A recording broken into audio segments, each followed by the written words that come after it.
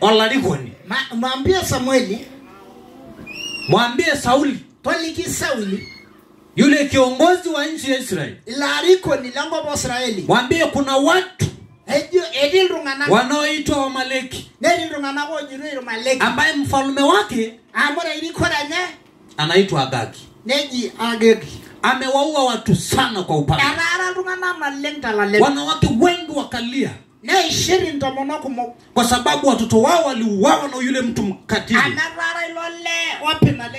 Alikuwa ni mtu gaidi sana. Mtu mkatili. Anaua pasipokuwa na rehema.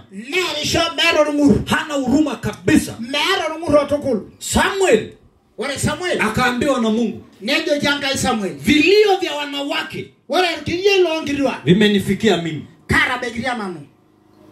Sasa usiende wewe vitani, ila mwambie Sauli aende kupigana vita, awaangamize wote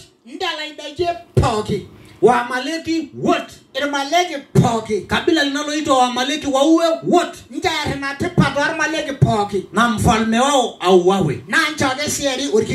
Maana mimi Mungu nimewawekea mikononi mwao. Hallelujah.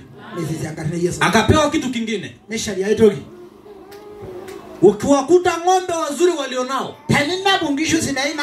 usiwatazame kwa zura, ila pitisha upanga. Uwa ng'ombe aliyekonda na aliyenenepa. Waue ng'ombe wote.